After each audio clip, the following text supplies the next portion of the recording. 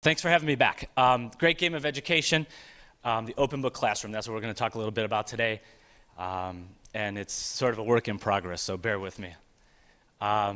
Just a quick update. This is sort of a response to last year's talk I gave about Google+. It's this wonderful virtual classroom, right? And how it can be a great place for on-campus and off-campus collaboration. But we know what happened to the dodo bird, right? Same thing is happening to Google+. So I've had to reformat and do something sort of platform agnostic. This is technology, but also not, right? And the background on the open book classroom, it actually started here in Missouri. I borrow this from business, so I'm trying to bring some business sense into the classroom from some of the freelance work that I do. Basically, this company goes out of business, the employees buy it, they create their own management structure. It's called Open Book. Now that company, 30 plus years later, has a lot of $1 million in sales. And I learned this on the job from one of my clients, Sticker Giant, which is a cool printing company in rural Boulder County, Colorado. And now Missouri Southern is actually partnering with SRC to create the great game of education. That's great for them. I own the domain, though, because this is something that I came up with, and I wanted to just sit on it. Little did I know they were doing this. So the whole entire university is going to run on this financial transparency model, and if you want to dig into that, you can. The resources are in the slides. But how does this work as far as adapting business sense? These are the higher laws of business according to the great game of business. And my favorite one is this one right here. You gotta wanna. And this is what I talk to my students on the first day of class. You have to want to be here. You have to want to do this, right? And I'm gonna push you to do that. And then the last one, and this is a shout out for all of you in Missouri. I guess this is what you say here. This is straight from the book, so pardon my French. But I guess that's what happens. And so if you wanted, they allow you to see this process in action if you go to Springfield, so I highly recommend checking it out. I'd love to. They do a conference every year. But this is really where it boils down to me. The ultimate higher law is appeal to a higher level of thinking. We do social media, we do the Snapchats. That sometimes can be really base, right? But at the same time, like, implementing it in curriculum is actually getting them to think about it and how news organizations are doing it. So it's not stupid, even though I think Snapchat's stupid too. So I'm borrowing all this from Jack Stack, and I do have to give credit to that, so thank you. But how do I adapt this to the classroom and make this tangible for students? We're all really interested in knowing and teaching the rules, right? So how do you understand academic success? How do you measure that? And it does quantify it in a qualitative way. Keeping score. I'll show you how I keep score in my classroom. And then giving everyone a stake in the outcome. Just like any employee in a business, you want to succeed, students want to succeed too. And we have to play to that higher level of thinking, right? So that's how the great game of the business, we basically align these key performance indicators, which is corporate speak, to student learning outcomes, which is academic speak, right? We love to talk about student learning outcomes. This is from the syllabus, and I've just highlighted the bold words. This is how I have this conversation. We're going to be accountable. We're going to celebrate. We're going to critique. Don't take it personally, right? We're going to have key performance indicators, and we're going to do it all in the huddle. And the huddle is that orange word, and that's what I'm going to focus on as part of this conversation today in the open book classroom.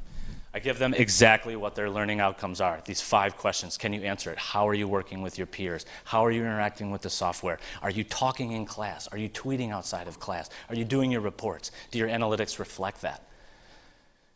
So I want to empower them, right? Because this is what I care about. I care about light bulbs, right? I care about the process. I care about assessment even though it takes too long. I care about mentoring even though it really sometimes cuts to my core, right? And accuracy. None of us, this building wouldn't exist without accuracy, right? But the students, what do they care about? And I'm not trying to play down. I'm appealing to that higher level of thinking. I know they want grades. I know they want to learn. I know they have deadlines in other classes, so I'm understanding. But they want the credits to graduate. And they want to get a job, right? Of course. And how can we share those values? Sometimes those don't seem like compatible values, but they do, of course, transpose. And I think all of you focused on that in your classrooms, too. And these are how I actually do it. This is how I put into practice. The huddle, which I'll tell you about, an old school whiteboard, and then some fun tech tools on top, and the learning management system of the month, because those seem to transition so much. So that's why I want to have this be platform agnostic. The huddle is basically just a meeting. We talk, we check in. It kind of comes from an agile development methodology too, but actually is based on this large company meeting that SRC has every week. My goal is just to catch people and confront them right away, right? And not allow there to be any problems along the way. Because sometimes I talk fast, just like right now, right? This is a video. It's a little too meta to show the video of me doing the thing in class, but you can watch it in the slides if you want. But basically, this is a 1-week video production class that I worked on, and we had multiple huddles a day. So sometimes you can do it a few times a class if you teach long classes. But basically, the Twitter huddle board is this. I have them run those analytics, and I'll show you what that slide looks like next. But I create an actual metric. I call it the engagement-meter, which is just the engagement, the engagement rate is calculated from the retweets, the replies, the favorites, and the link clicks, and it rolls up all into one stat. Now, I've grayed out the usernames and the student names, but I can tell you that there's a few students there that work for the student newspaper, so they get a lot of Andrew all the time. So their engagement's really high because they've been doing Twitter for a while. Some students have never even tweeted before they get into class.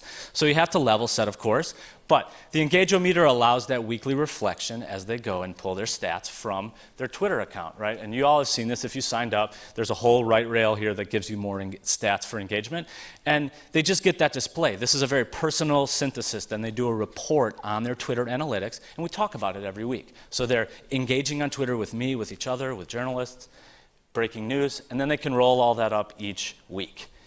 So that's the nitty-gritty of the open book and how I present to them each time, and I have them feed back to me so I can understand what's going on with the readings and the classwork and, of course, Twitter. I'm going to try to evolve the open book with peer reviews in Canvas. We use Canvas right now. I also need to teach them how to physically write and how to give critique. So there's some old school nuts and bolts education involved there. But I want to transpose all of this next to peer review so that they can also do self-assessment and evaluation a little bit more effectively to reduce my assessment time, right? Not because I don't want to assess, I do, but I want to hack it a little bit. And I think by teaching them the rules, like I said at the beginning, that helps them do that. And in sum, right, it's a story of the class. And the students, and each one of them gets to tell it, and it's really cool for me to hear that on a weekly basis. So I blend agile with your classic newsroom, but it's a journalism lab, right? And these are the tools that I run it on. The next steps for me are to actually take the classic management tools into the student newspaper and teach them how to make more money with the student newspaper, and hopefully we'll all win. Thank you very much for your time.